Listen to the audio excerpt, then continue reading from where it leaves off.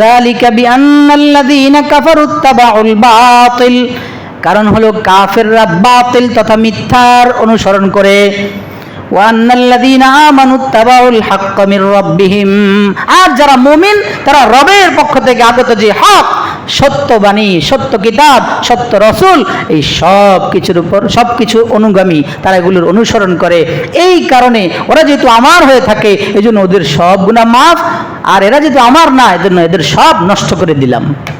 وحبيبنا وحبيب ربنا وطبيبنا وطبيب قلوبنا ومولانا وأولانا محمدا عبده ورسوله. أما بعد فأعوذ بالله من الشيطان الرجيم. بسم الله الرحمن الرحيم. ما كان محمد أبا أحد من رجالكم ولكن رسول الله، الحمد لله، ولكن رسول الله وخاتم النبيين.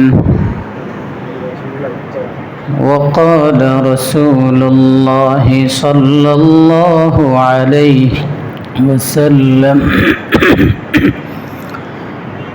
لي خمسة أسماء أنا محمد وأحمد أنا الماحي وأنا الماحي الذي يمحو الله بي الكفر وأنا الحاشر الذي يحشر الناس على قدمي وأنا العاقب الذي ليس بعده نبي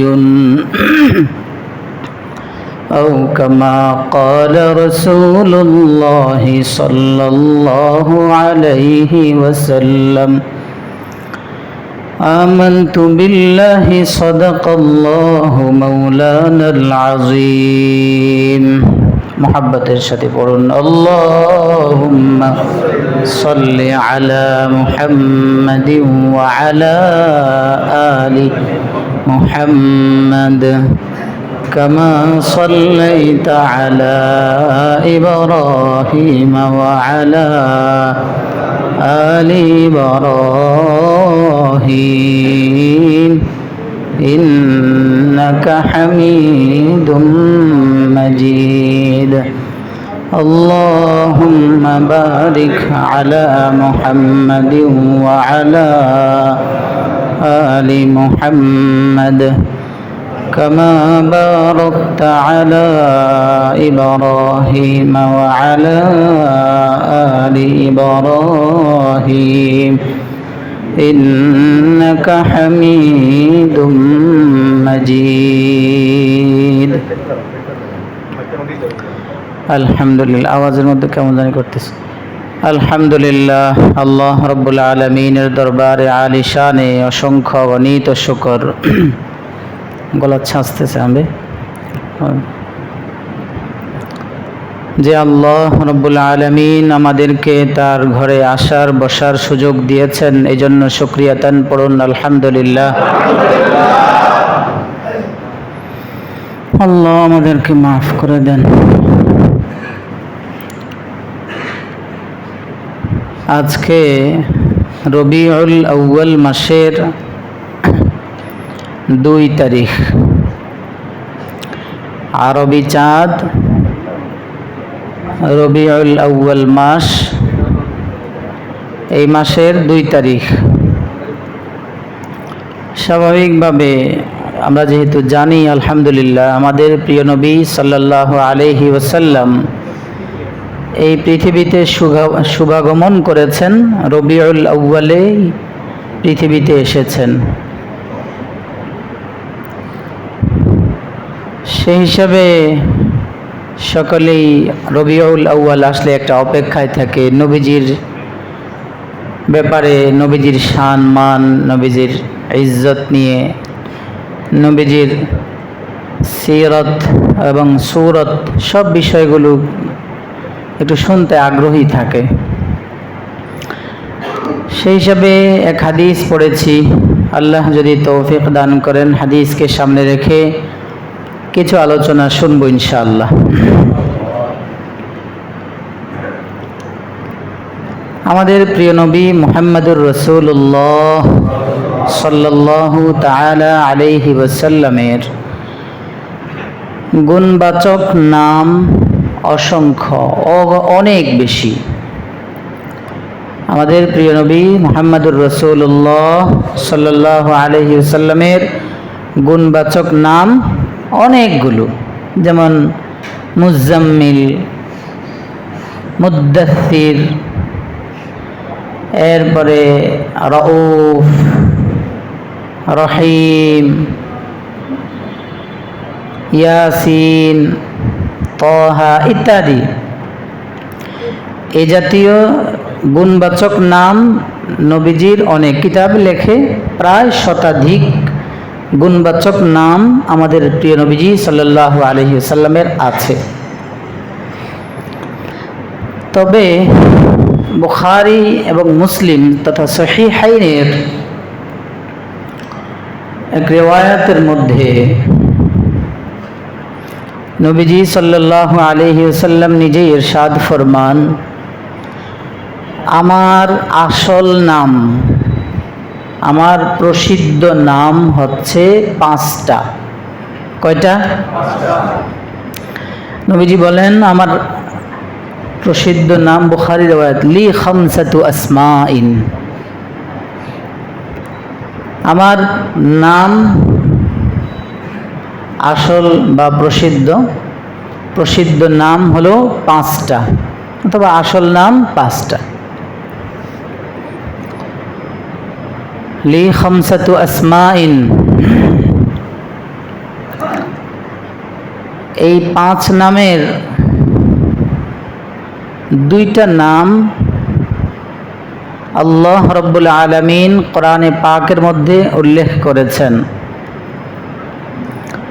যেই 2 নাম, 5 নামের যেই 2 নাম কোরআনে হাকিমের মধ্যে আল্লাহ রাব্বুল আলামিন এনেছেন, সেই 2টা হলো মুহাম্মদ এবং আহমদ।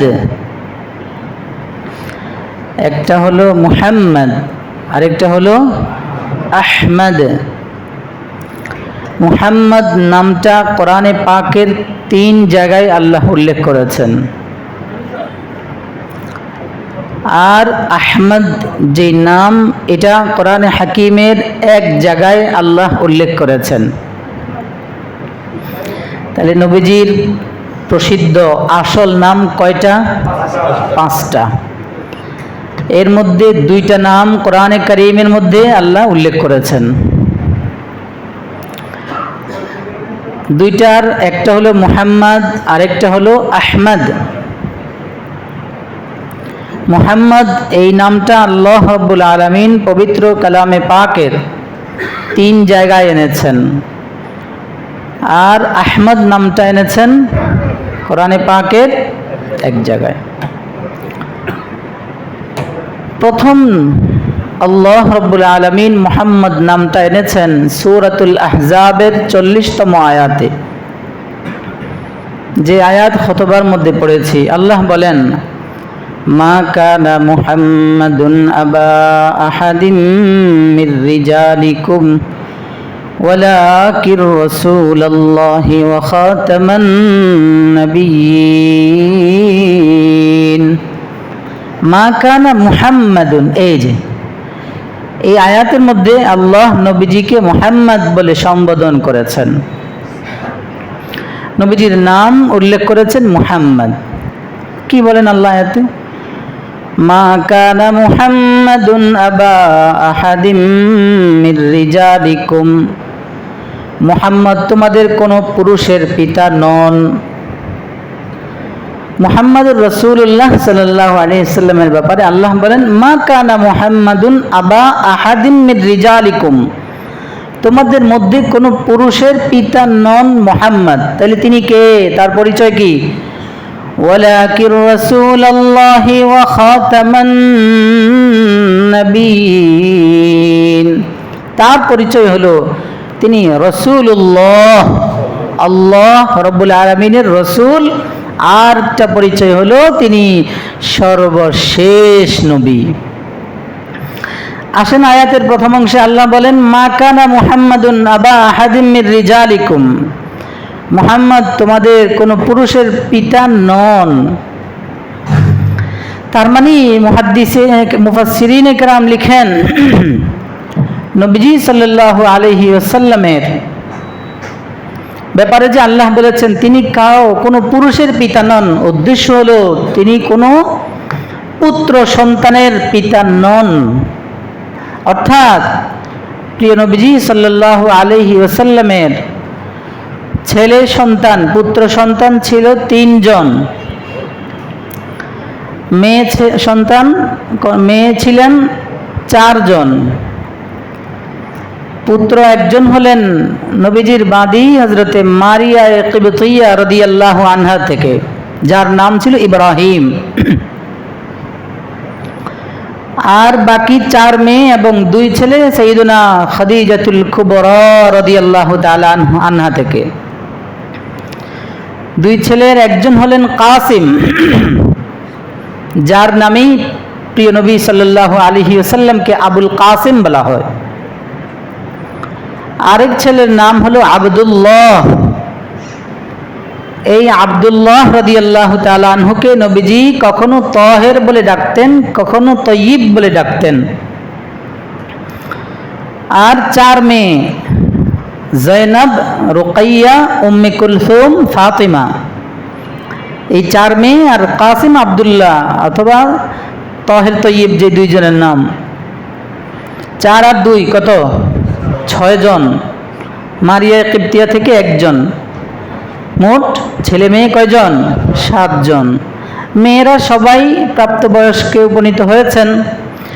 ছেলেদের সবাই, নবীজির 3 ছেলে, 3 ছেলেই নাবালেগ অবস্থায়, অপ্রাপ্ত বয়সেই আল্লাহ রাব্বুল আলামিন এই 3 ছেলে অপ্রাপ্ত বয়সেই আল্লাহ রাব্বুল আলামিন 3 জনকে নিয়ে গিয়েছেন। 3 ছেলের একজনও প্রাপ্ত বয়সে পৌঁছতে পারেন নাই। 3 ছেলেই অল্প বয়সে পৃথিবী থেকে বিদায় নিয়েছেন, নাবালেগ অবস্থায় বিদায় নিয়ে। এখানে কি হিকমত লেখে, কেন নবীজির 3 ছেলেকেই আল্লাহ নিয়ে গেলেন? অনেক হিকমত, এর মধ্যে একটা তো এটা মনে আসলো যেটা বলি। নবীজির ছেলেরা যদি থাকতেন তাহলে অতি ভক্তিকারী, যারা ভক্তবৃন্দের মধ্যে কিছু আছে না অতি ভক্তি চোরের লক্ষণ কয় না, এই অতি ভক্তি দেখায়া অতি ভক্তিকারীরা নবীর ছেলেকে নবী বানায়া বসতো। যেমন পীরের ছেলে পীর মারা গেলে পীর হয়ে যায়, অটোমেটিক পীর না, এটা অটোমেটিক বিষয় না। এটা আধ্যাত্মিক জগতে যারা রাহবার, তারা যদি যোগ্য মনে করেন তাহলে খেলাফত দেবেন, না হলে দেবেন না। অটোমেটিক পীর হয়ে যাওয়া এটা শরীয়ত ইসলামের পছন্দনীয় কাজ নয়। আবার রাজনৈতিক নেতাদের ছেলেরাও অটোমেটিক কি হয়ে যায়? নেতা হয়ে যায়। বাবা চলে গেলে, বাবার মরার পরে হেতেই নেতা। তো এমন অতি ভক্তিকারী নবীর ছেলেদেরকে নবীর ইন্তেকালের পরে কি বানিয়ে ফেলতে পারে? নবী বানানোর চেষ্টা করতে পারে। একটা হিকমত। আরেকটা আমার মনে আসে, যেটা নবীজি সাল্লাল্লাহু আলাইহি সাল্লামের কোনো ছেলে যদি বেঁচে থাকতেন তাহলে তারা নবীজির অবমাননার কারণ হতে পারত। কেন?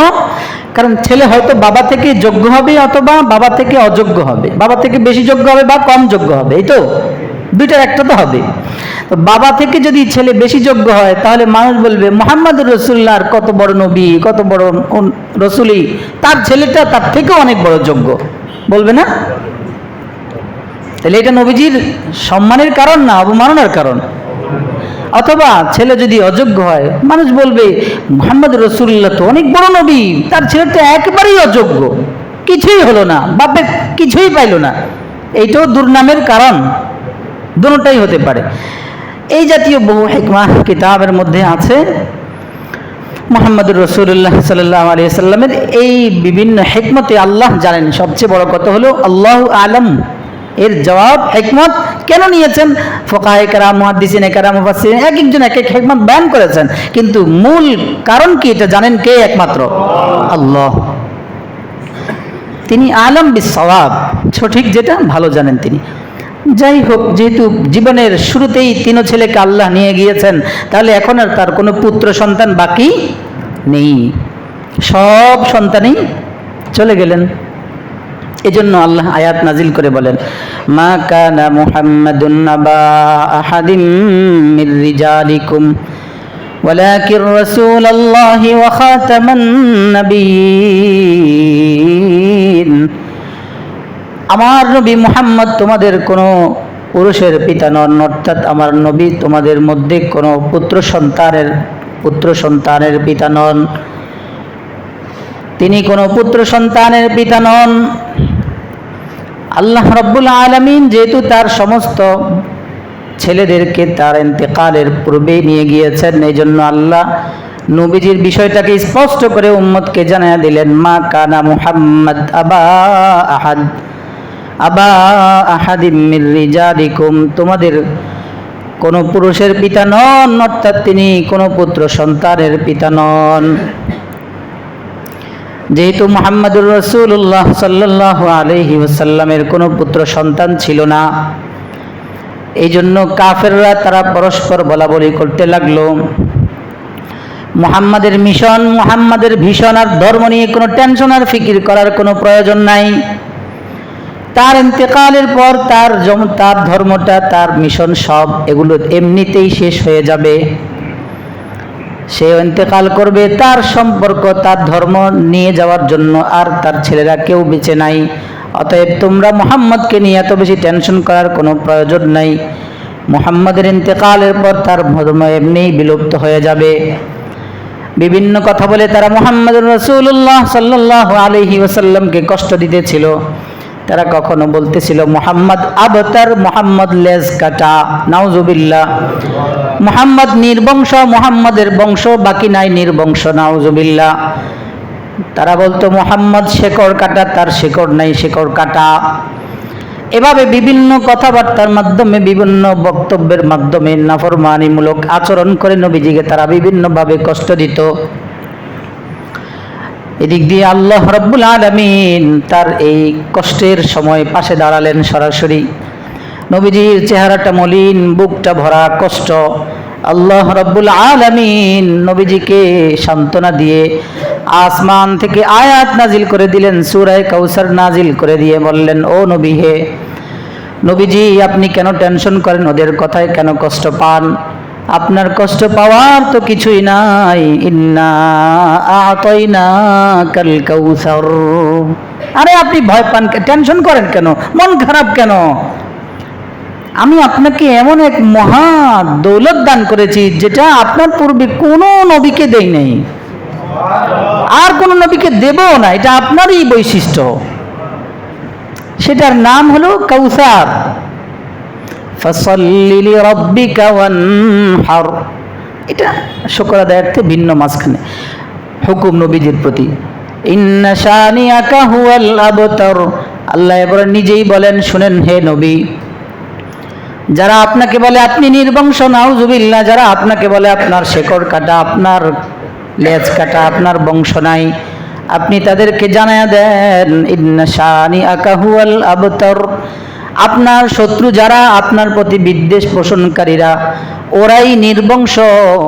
ওদের বংশ কিয়ামত পর্যন্ত বাকি থাকবে না, কিন্তু আপনার বংশ কিয়ামত পর্যন্ত আমি আল্লাহ আপনার বংশটাকে বাকি রাখবো। হাদিসে পাকের মধ্যে নবীজি বলেন, ফাতিমাতু বাদআতুম মিন্নি। ফাতিমাতু বাদআতুম মিন্নি, এটা কেউ বিদআতুন পড়েছেন, তবে বাদআ। এই হাদিস আরো এই জাতীয় বহু হাদিসকে দলিল পেশ করে মুহাদ্দিসিন ইকরাম বলেন, বিশেষভাবে এমনিতেই তো সমস্ত উম্মতের জন্য বংশের সিলসিলা, বংশের ধারা জারি হয়, ছেলের মাধ্যমে বাবা থেকে ছেলে, ছেলে থেকে ছেলে, ছেলের মাধ্যমে বংশের সিলসিলা জারি হয়। কিন্তু পেয়ারা হাবিব মুহাম্মদুর রাসূলুল্লাহ সাল্লাল্লাহু আলাইহি ওয়াসাল্লামের এক অনন্য বৈশিষ্ট্য, এটা আমার হাবিব মুহাম্মদুর রাসূলুল্লাহ সাল্লাল্লাহু আলাইহি ওয়াসাল্লামের সাথেই খাস। তার বংশের ধারা, নবীজি বলেন আমার মেয়ে ফাতেমা থেকে আল্লাহ বংশের ধারা জারি রাখবেন। কিয়ামত পর্যন্ত নবীজির মেয়ে ফাতেমা থেকে নবীজির সিলসিলা নসব কিয়ামত পর্যন্ত আল্লাহ নিজেই কায়েম ও দায়েম রাখবেন। আচ্ছা বলেন, পৃথিবীতে কেউ এই পর্যন্ত শুনেছেন দাবি করে যে আমি আবু লাহাবের বংশধর, বা বলে আমি আবু জাহেলের বংশধর? পরিচয় দেয়, কিন্তু নিজের বাবার নামটা বলে না, পরিচয় দিয়ে বলে আওলাদে রাসূল, তিনি হলেন আওলাদে রাসূল। নিজের বাবার নামের সাথে এত শরফ মনে করে না, যতটা নিজের জন্য ইজ্জতের কারণ মনে করে আমি আওলাদে রাসূল। সৈয়দ আরশাদ মাদানী, আওলাদ রাসূল সৈয়দ আসজাদ মাদানী, কত চমৎকার করে তাদের পরিচয়টা দেয়। আজ থেকে সেই পিছন থেকে শুরু করে আজ পর্যন্ত যত আওলাদ রাসূল আছেন, হযরতে ফাতেমা থেকে শুরু করে হাসানাইন ছড়ানো এই দুই বংশ থেকে শুরু করে সবাই নিজেদের পরিচয়টা পেশ করে আওলাদ রাসূল বলে, গৌরবের কারণ, অহংকার হিসাবে না। শুকরান, আলহামদুলিল্লাহ যে এই বংশের রক্ত এই বংশে। তো আল্লাহ নবীজি সাল্লাল্লাহু আলাইহি ওয়াসাল্লামের মনটা খারাপ ছিল, এই জন্য মনকে ভালো করার জন্য, আপনার ছেলে নাই বলে কি হয়েছে, আপনি তো এমন এক মহান নবী, আপনাকে আমি হাউজে কাউসার দান করেছি। হাউজে কাউসার কি নবীজি নিজেই বলেন, আল কাউসারু নাহরুন ফিল জান্নাহ হাফাতাহু আও ক্বালা হাফাতাহু মিন যাহাবিন। আল কাউসারু নাহরুন ফিল জান্নাতি হাফাতাহু আও ক্বালা হাফাতাহু মিন যাহাবিন মাজরাহু আলাদ দুররি ওয়াল ইয়াকুত مجراه على الدر والياقوت تربته أطيب من المسك وماؤه أحلى من العسل وأطيب أحلى من العسل وأبيض من الثلج। নবীজি বলেন হাউজে কাউসার কি জানোনি? হাউজে কাউসার হলো নাহরুন ফিল জান্নাহ, জান্নাতের একটা নহরের নাম হলো হাউজে কাউসার। জান্নাতের একটা নহরের নাম কি? হাউজে কাউসার। এরপর নবীজি বলেন হাফাতাহু মিন যাহাবিন, এই হাউজে কাউসারের দোনো পার এটা স্বর্ণের। কিসের? দুই পাশ হলো স্বর্ণের। মিন যাহাবিন। এরপর নবীজি বলেন ওয়ামাজরাহু আলাদ দুররি ওয়াল ইয়াকুত, এই হাউজের মধ্যে যা প্রবাহমান পানি, এই হাউজের পানিগুলো দুররি ওয়াল ইয়াকুত, মণিমুক্তা এবং ইয়াকুত পাথরের উপর দিয়ে প্রবাহিত হবে। তুরবাতুহু আতয়াবু মিনাল মিসকি, এই নহরের যেই মাটি থাকবে মাটিগুলো আতয়াবু মিনাল মিস্ক, আল্লাহু আকবার, মিস্কের চেয়েও অধিক সুগন্ধময় হবে মাটি। আহলা মিনাল আসাল, মধু থেকেও সুমিষ্টি হবে হাউজে কাউসারের পানি। ওয়া আবিয়াদু মিনাস সালজি, এই riwayate আছে নবীজি বলেন আবিয়াদু মিনাস সালজি, বরফ থেকেও বেশি সাদা হবে এই পানি। অন্য riwayate নবীজি বলেন হাউদি মাসিরাতু শাহরিন, আমার হাউজে কাউসারের প্রশস্ততা কত শুনো। হাউদি মাসিরাতু শাহরিন, এক মাসের পথ। এক মাস মানুষ দৌড়তে চলতে চলতে এক মাস যতটুকু যাইতে পারে, নবীজি বলেন এক মাস যেখানে গিয়ে পৌঁছতে পারে, দ্রুত গতিতে মানুষ ওইখানে গিয়ে পৌঁছলে যতটুকু দূরত্ব হয়, হাউদি মাসিরাতু শাহরিন, এক মাসের দূরত্বের সমান আমার হাউজে কাউসারের প্রশস্ততা। সুবহানাল্লাহ। এরপরে নবীজি বলেন ওয়া আবয়াদু মিনাল লাবান ওয়া মাউহু আবয়াদু মিনাল লাবান, এই হাউজে কাউসারের পানি হলো দুধের থেকেও সাদা। ওখানে বলছেন বরফের চেয়েও সাদা। এরপর নবীজি বলেন ওয়ারিহুহু আতয়াবু মিনাল মিস্ক, ওখানে বলছেন মাটিটা হবে মিস্কের চেয়েও সুগন্ধিময়। এই হাদিসে বলেন ওয়া মাউহু ওয়ারিহুহু আতয়াবু মিনাল মিস্ক, এই হাউজে কাউসারের পানির গ্রান এত বেশি মজাদার হবে, নবীজি বলেন রিহুহু আতয়াবু মিনাল মিস্ক, মিস্কের চেয়েও বেশি সুগন্ধিময় হবে। সুবহানাল্লাহ। ওয়া কিজানুহু কানুজুমিস সামা, আসমানের তারকা গণে শেষ করা যাবে?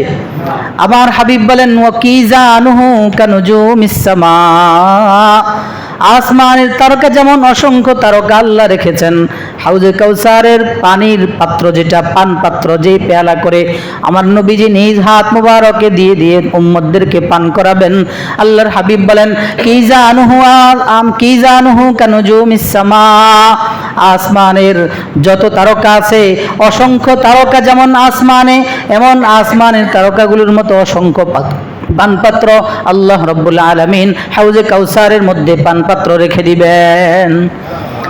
মান শারিবা মিনহা লাম ইয়াজমা আবাদা, ওয়া ফি রিওয়ায়াতিন মান শারিবা মিন ফালা ইয়াজমাউ হাত্তা ইয়াদখুলাল জান্নাহ, জান্নাতে ঢোকার আগেই তো হাশরের ময়দানে মানুষ বিভীষিকাময় অবস্থা থেকে যখন পাড়ি দিবে ওই সময়টাই হাউজে কাউসারের প্রয়োজন। যখন পান করবে নবীজি বলেন লাম ইয়াজমা আবাদা, আর কখনোই পান করতে হবে না, আর কখনোই পিপাসার্থ হবে না। ফি রিওয়ায়াতিন লাম ইয়াজমা হাত্তা ইয়াদখুলাল জান্নাহ, জান্নাতে যাওয়ার আগ পর্যন্ত আর কখনো সে পিপাসার্থ হবে না। হাউজে কাউসারের পানি পান করার আশা আছে? হ্যাঁ, পান করার জন্য নিজেকে গোছাতে হবে। কিছু পোড়া কপাল আছে, ওরা হাউজে কাউসারের পানি পান করতে পারবে না, কপালটা পোড়া, হাউজে কাউসারের পানি থেকেও তারা বঞ্চিত থাকবে। আল্লাহর নবী বলেন ইন্নী ফারাতুকুম আলাল হাউদ, আমি আগে আগে যায় হাউজে কাউসারের পাড়ে অপেক্ষা করব, অবস্থান করব তোমাদের অপেক্ষায়।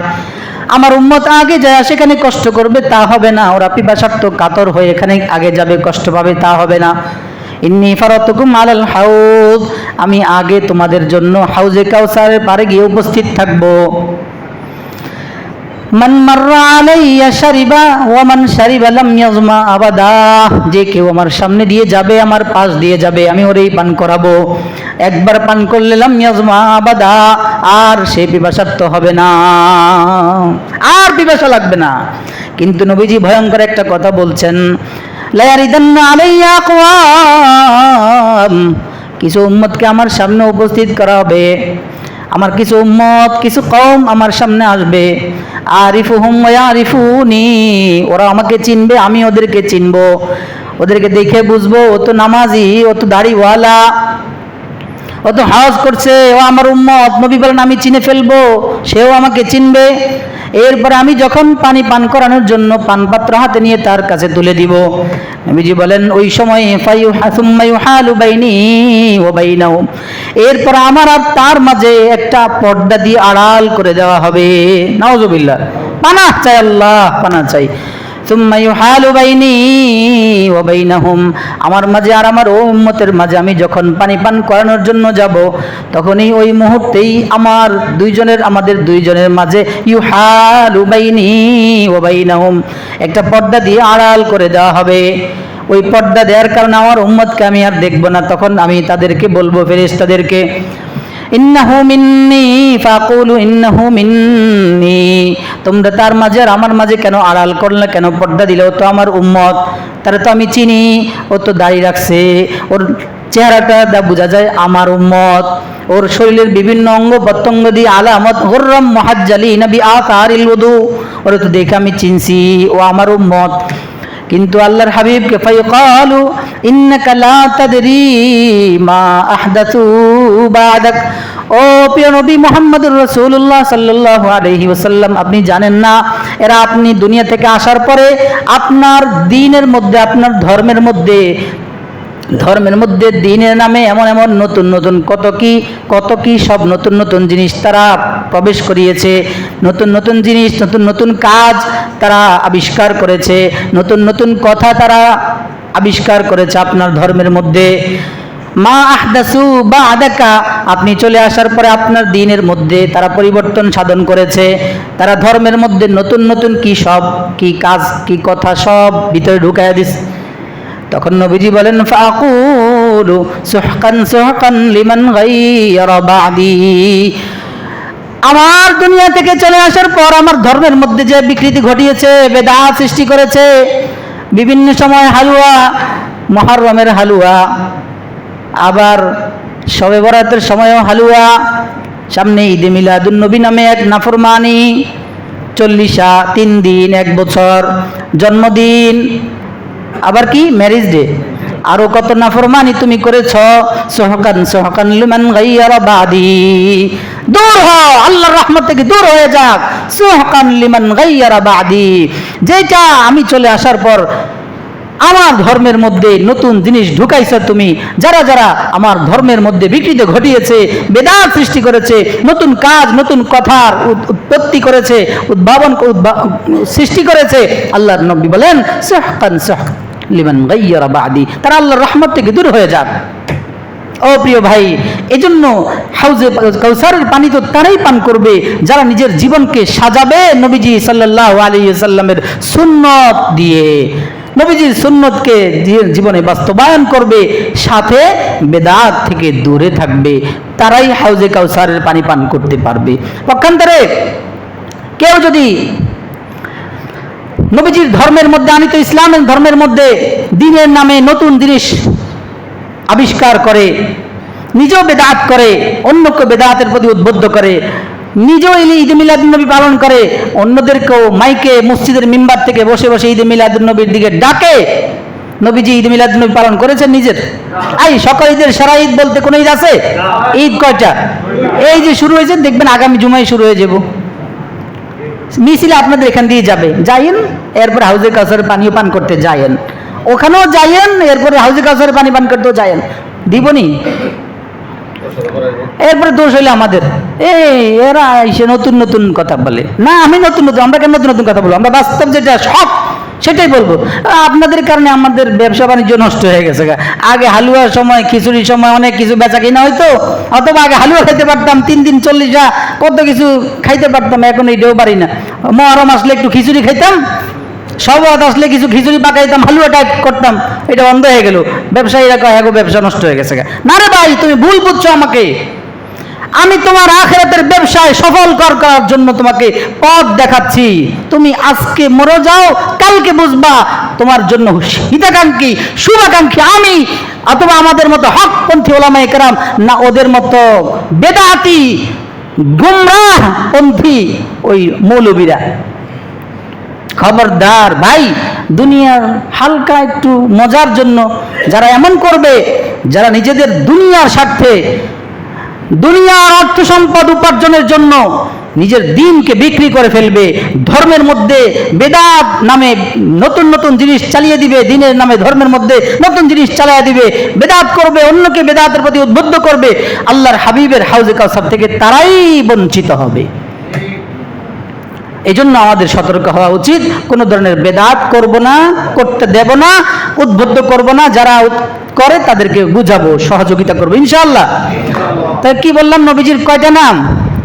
5টা নাম। এক নাম হলো কি মুহাম্মদ। এই মুহাম্মদ নামটা এসেছে কোরআনের কয় জায়গায়? 3 জায়গায়। এক জায়গায় বললাম, দ্বিতীয় জায়গা আসছে সূরা মুহাম্মদ নামে একটা সূরা আছে 26 পারায়। সেই সূরার মধ্যে দ্বিতীয় আয়াতের মধ্যে আল্লাহ বলেন, প্রথম আয়াত কি? আল্লাযীনা কাফারু ওয়া সাদ্দু আন সাবিলিল্লাহি আযাল্লা আমালাহুম। আল্লাহ বলেন আল্লাযীনা কাফারু ওয়া সাদ্দু আন সাবিলিল্লাহ, যারা কাফের, যারা কুফরি করেছে, শুধু নিজেরা কুফরি করে ক্ষান্ত হয় নাই, ওয়াসাদ্দু আন সাবিলিল্লাহ, মানুষকে আল্লাহর পথে বাধা দিয়েছে। আল্লাহর পথ এইটা, দেখায় আরেকটা।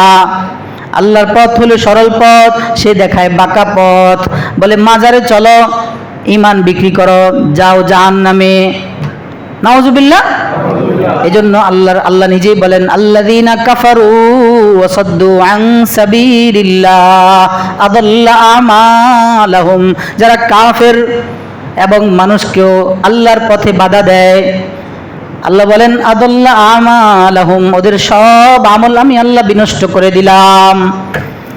ওয়াল্লাযীনা আমানু ওয়া আমিলুস সালিহাত, আর যারা ঈমানওয়ালা, যারা ঈমান এনেছে, ওয়া আমিলুস সালিহাত, সৎ কাজ করেছে, ওয়া আমানু বিমা নুজিলা আলা মুহাম্মদ, এই যে দ্বিতীয় মুহাম্মদ, যারা ঈমান এনেছে, নেক আমল করেছে, ওয়া আমানু বিমা নুজিলা আলা মুহাম্মদ ওয়া হুয়াল হাক্কু মির রাব্বিহিম, তাদের রব আল্লাহর পক্ষ থেকে আগত যেই কিতাব মুহাম্মদুর রাসূলুল্লাহ সাল্লাল্লাহু আলাইহি ওয়াসাল্লামের উপর আল্লাহ নাজিল করেছেন সেটা সত্য, সেটার উপর যারা ঈমান আনে, ওয়া আমানু বিমা নুজিলা আলা মুহাম্মদ, মুহাম্মাদের উপরে সাল্লাল্লাহু আলাইহি ওয়াসাল্লামের উপরে যেই কিতাব আসমান থেকে আল্লাহ নাজিল করেছেন কোরআন, সেটার উপর যারা ঈমান আনে তাদের লাভ কি?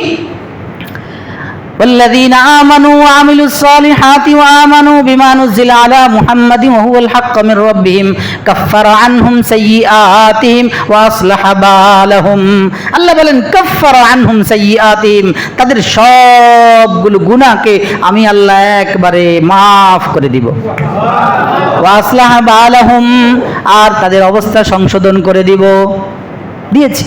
তাহলে দুইটা গ্রুপের কথা আল্লাহ আলোচনা করলেন মুহাম্মাদের শুরুতে, সূরা মুহাম্মাদের শুরুতে। এক, যারা কাফের এবং অন্যকে আল্লাহর পথে বাধা দেয়, বিভিন্নভাবে আল্লাহর পথে চলতে সুযোগ দেয় না, বেদাতের দিকে ডাকে, নাফরমানের দিকে ডাকে, আল্লাহ বলেন আদাল্লা আমালাহুম, ওদের ফলাফল হলো ওদের কোনো আমল কাজে আসবে না, সব নষ্ট হয়ে গেছে। দুই নম্বর আল্লাহ বলেন ওয়াল্লাযীনা আমানু ওয়া আমিলুস সালিহাত, যারা ঈমান সাথে নেক কাজ করে এবং আসমানি কিতাব, যে কিতাব কোরআন মুহাম্মদ রাসূলুল্লাহর উপর আমি আল্লাহ নাজিল করেছি, সেটা যে তাদের রবের পক্ষ থেকে হক, এই হক মনে করে এটাকে বিশ্বাস করে, আল্লাহ বলেন তাদের লাভ কাফফারা আনহুম সাইয়্যাতিহিম, তাদের সব গুনাহ আল্লাহ মাফ করে দিয়েছেন। ওয়া আসলাম। আচ্ছা, কেন?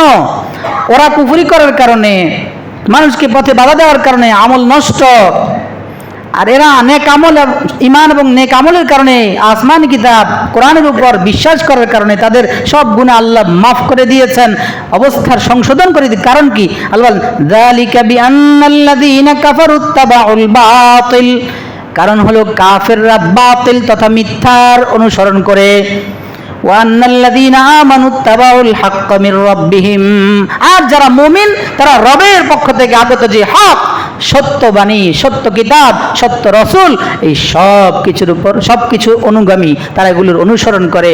এই কারণে ওরা যেহেতু আমার হয়ে থাকে, এই জন্য ওদের সব গুনাহ মাফ, আর এরা যেহেতু আমার না, এজন্য এদের সব নষ্ট করে দিলাম। তাহলে কয় জায়গা গেল? দুই জায়গা। তিন নম্বর জায়গা সূরা ফাতহের শেষ আয়াত 29 নম্বর আয়াতের মধ্যে আল্লাহ বলেন মুহাম্মাদুর রাসূলুল্লাহ ওয়াল্লাযীনা মাআহু আশিদ্দাউ আলাল কুফফার। আল্লাহ মুহাম্মদকে তার পরিচয় দিয়ে বলেন সূরা মুহাম্মাদের শেষ আয়াতে, এবং সাহাবাদের পরিচয় দিয়েছেন উদাহরণ সহ, লম্বা আয়াত।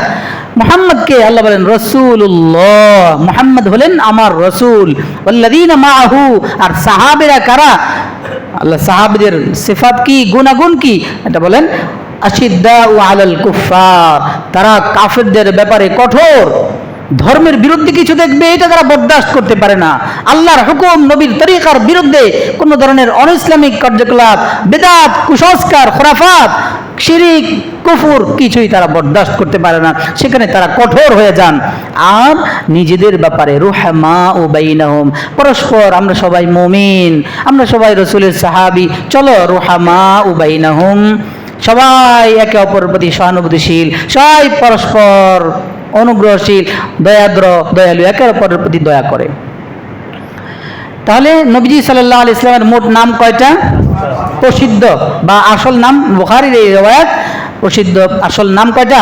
5টা। এক নম্বর নাম হলো মুহাম্মদ। এই মুহাম্মদ নামটি নবীজি সাল্লাল্লাহু আলাইহি ওয়াসাল্লামের কোরআনের কয় জায়গায় এসেছে? 3 জায়গায় এসেছে। আরেকটা নাম হলো আহমদ। এই আহমদ নামটা কোরআনের 1 জায়গায় আসছে। কয় জায়গায়?